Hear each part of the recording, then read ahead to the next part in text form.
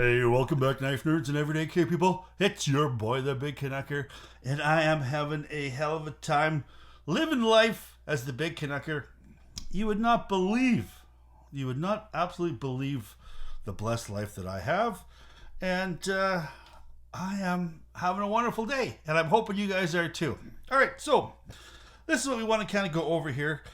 There is so much controversy, or for our friends across the big shuck ocean, controversy about knife pivot lubes. Now, of course, I'm using right now a lot of Kershaw Cur oil. And in the past, I've used, you've got the Bluetooth lubricant. You also got a Bluetooth lubricant cleaner. What else have I used? I've got just a general purpose precision lube here. This is in this Lubrico bottle. And there is lots of stuff that you can use. 3-in-1 oil, mineral oil. But you know what? One of the fastest growing companies that took everything over by storm was this company here called Knife Pivot Lube. And they have originally come out with just the one Knife Pivot Lube, 15 weight oil. And that was starting off point.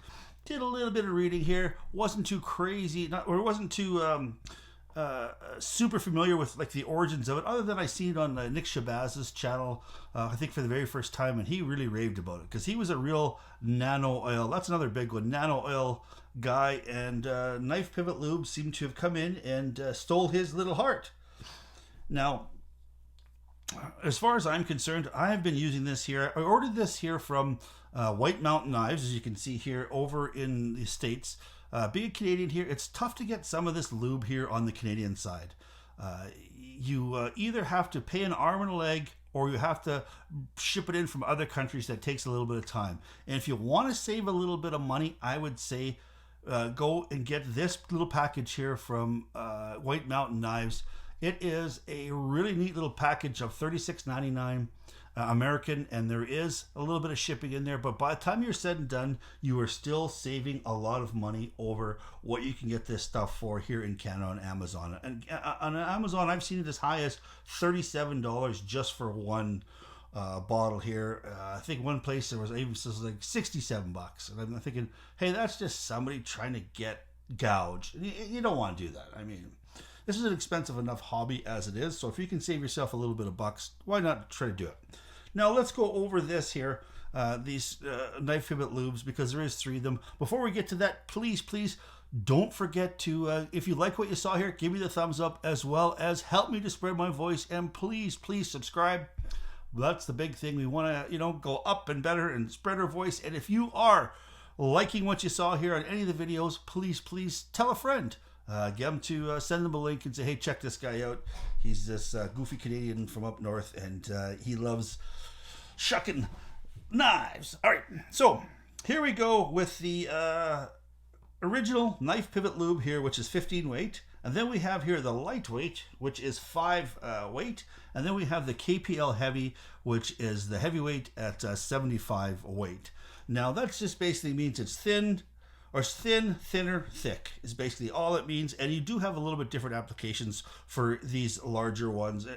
And I'll go over those real quick here too as well. So right now, I am running this beautiful Spyderco that I ended up purchasing from Alberta Firearms. If you are in Alberta or Canada and you want to buy yourself a great Spyderco, Alberta Firearms, don't forget to talk to Steven, Matt, or Dan. And they will be more than happy to look after you. All right, so anyway, with this here, it's running on phosphor bronze washers, and you're going to want to just have your regular kind of Knife Pivot Lube on that. Most of your knives, you're going to have just the regular 15 weight, whether it is bearings or the regular bronze phosphor. And you can see that this here is completely drop shut. I mean, there is no doubt about it. This thing is wonderful, smooth, and smooth as glass. And KPL, I pulled this knife apart, gave it a complete cleaning from inside out, and then I lubed it with this, and it is free falling, no blade play on it. It is wonderful. I think this does an excellent job. Now, where you're going to want to use, say, your super ultra thin are going to be stuff like really high tolerances, or we've got like this beautiful case with the this is a kind of a back lock on it, your traditional slip joints. I mean, I just took a little bit, and how you're going to want to use this on any three of them is basically just kind of close it up, open up your whatever one you're going to use, and in this particular case it is the lightweight, and you just want to give just a tiny little dab on each side of the pivot, and each one of them have this little needle oiler, which is really fantastic. It allows you to have pinpoint accuracy, as well as you're not going to be wasting a whole lot. And then once you've got it a little bit in there, I don't want to get my head in the way, and then I usually kind of put a tiny bit of a drop there and a tiny drop there, and then I just kind of work the knife back and forth, and that just does it for me. And I'm not sure, you can't hear, I'm going to kind of put this up to the microphone. You can't hear it. When I first got this knife, it was a tiny bit raspy. When you'd open it up, it was like now there seems to be absolutely nothing, and it is beautifully lubed. And I love this knife too. This case, this is an object d'art as far as I'm concerned.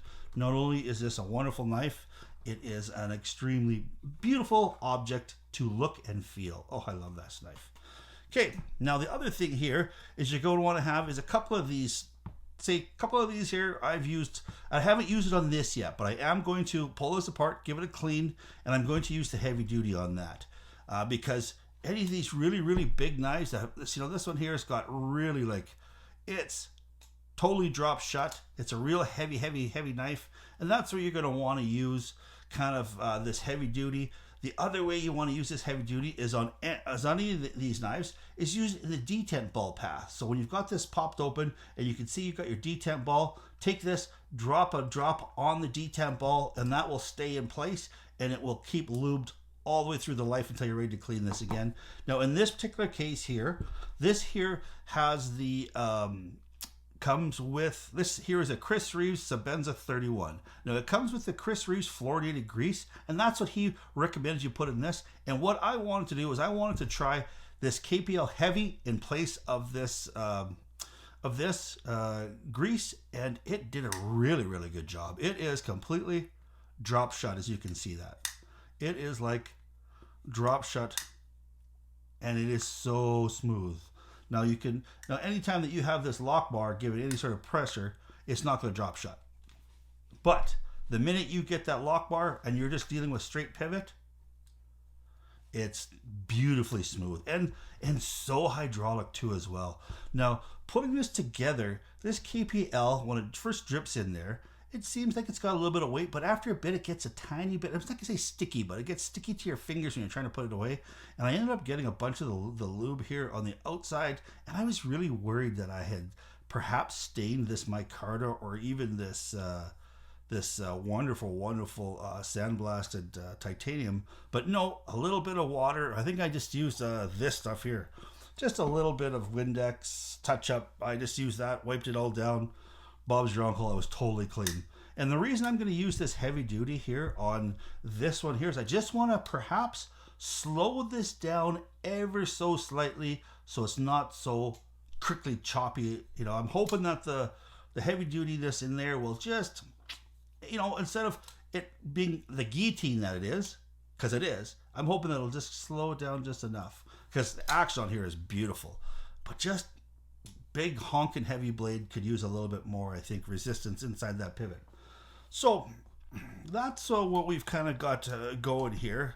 Now, as far as the other things about these knives are, you've got the lube applicator here, and now what we'll end up doing here is let's put one in something a little bit bigger here. I forgot here too, that's the other thing. With this really ultralight, I've used it on my multi-tools, especially here on the tools in the back. There's such tight tolerances. That's where I thought this did a great job. And it just really kind of opened them up, so now they're so smooth. And this outside here knife was always a little bit sticky, and it does not, it's beautiful now. It comes out just so wonderful, And this one here, this side here has got all the tools in it, and they're all kind of mashed in there, but they are now just, they fan out so beautifully, where they would usually, I know they're not designed to come out in a clump, and they're supposed to be a little bit better design. This is the Leatherman PS4. This is one of the earlier versions that I think I might need to send in, because they were getting really too stuck. So like when I pulled something out, it was really hard to separate them, but I used this KPL ultralight, and it really got in there, it really penetrated, and it did a beautiful job there. Now the only thing that I'm going to need it to hopefully do is just loosen this up here just a little bit here. This center here, I know the newer ones are so beautiful, like my wave is broken in, and I think these early ones, they had an issue with maybe some tolerances were a little bit off, and they were just too stiff. And I mean, it's not the end of the world. This tool works really, really well. I just can hardly wait till that wears in. So I'm going to be treating this with this center here, and then down there with this KPL ultralight, and we'll see if we can get it kind of loosened up over time. All right, so put that away there. Now, as far as other things like,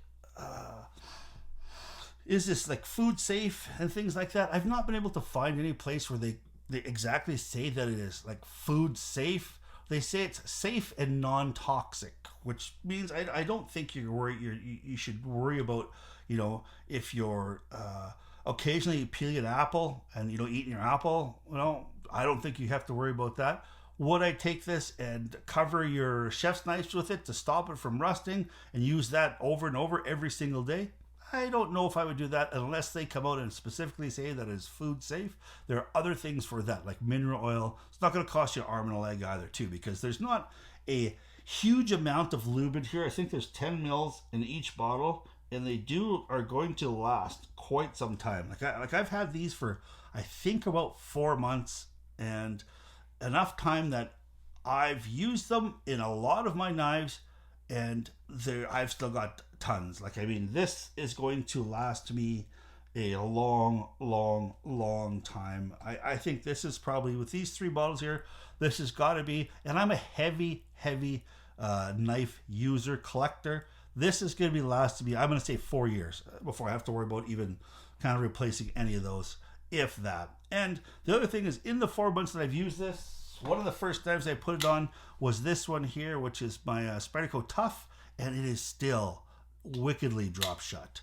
There's no doubt about it, and smooth, flicks out. And I just put the regular one in there, and it's absolutely gorgeous. And there's no, in at least 4 months, there's been no worries about caking or anything like that. And this is a work knife too as well. This isn't a Save Queen.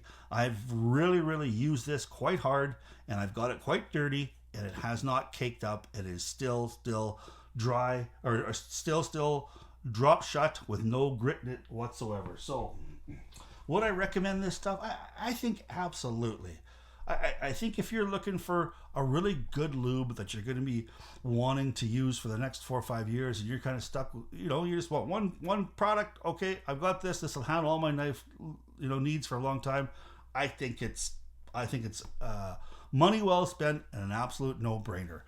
If you happen to have 2 full bottles of, say, this Blue Lube lubricant and this Kershaw Cur Oil, and you want to, I would say, use this stuff up before you go to grab yourself some Knife Pivot lube. Is this better than those 2? I think so, especially having the 3 different viscosities, and those other ones are each 1. But is it so much better that it is going to change your knife life where you need to go drop the money right now? I don't think they're that much better. They are better, but I don't know if they're that much better. Without some kind of independent testing too as well, right? Because I know there are guys out there who will open up the knife, and they'll measure how much the pull weight is on it and stuff like that. The one that you might want to get right away is maybe the thin one here. If you've got lots of Swiss Army knives and you've got lots of multi-tools, that might do you. Or if you've got lots of really big monster heavy folders, you might want to get the heavy right away. That's a possibility too. Or if you've just got an extra $36.99 kicking around and you want to try it out and you want to have KPL because everybody else has it, then by all means, go ahead and pick it up. Well, I hope I dropped some information on you guys today, and I hope it helps you make a decision. And I hope you guys had some fun and enjoyed yourself, because I sure as hell do too as well. Thank you guys so much for stopping by. I appreciate it so much. You guys would not believe it. And don't forget to help me spread my voice by giving me that thumbs up, as well as subscribing, and tell a friend. Phone a friend.